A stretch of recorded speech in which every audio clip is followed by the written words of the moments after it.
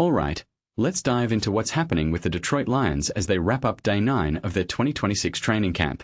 And honestly, what makes this really interesting is how the team is handling veteran rest. You know, it's not just about giving the big names a break, it's about creating opportunities for the reserves to step up. Personally, I think this is where we really get to see the depth of the roster, and it's a smart move by the coaching staff. It's like, if you take a step back and think about it, this is where careers can be made or broken for these younger guys. Now, let's talk about the injury updates, because that's always a big part of the story. Jeremy Reisman's report highlights some key players getting rest, like Penei Sewell, Amon-Ra St and Aidan Hutchinson. What many people don't realize is how crucial these rest days are for preventing long-term injuries, especially this early in camp.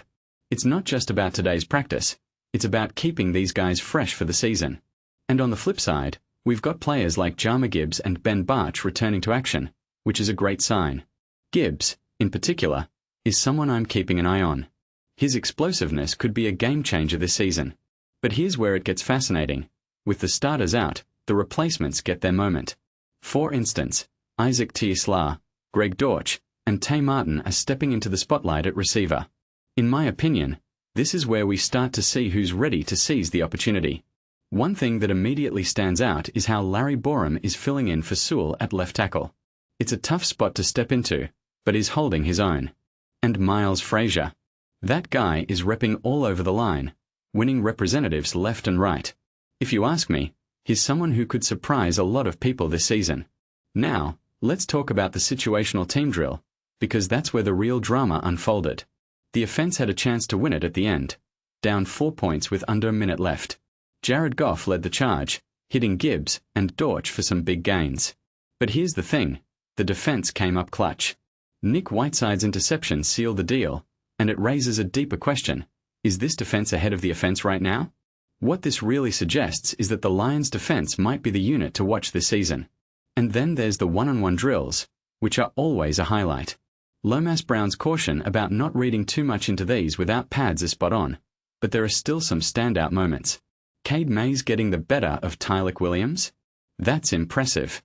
And Melvin Priestly, the UDFA rookie, beating Chris Smith and Ben Still at center? That's a detail I find fascinating. It shows that these undrafted guys are hungry and ready to compete. Finally, let's talk special teams, because it's often overlooked but so crucial.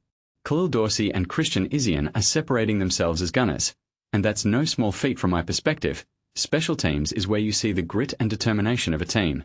These guys are flying under the radar, but they could be key contributors this season. So, as we wrap up day 9, here's my closing thought. This training camp is about more than just the starters. It's about the reserves, the rookies, and the undrafted guys proving they belong. Personally, I think this Lions team has the depth to make some noise this season. But the real question is, how will these young players step up when the games actually count? Let me know what you think in the comments below. Are you excited about the Lions' depth, or is there something else you're keeping an eye on?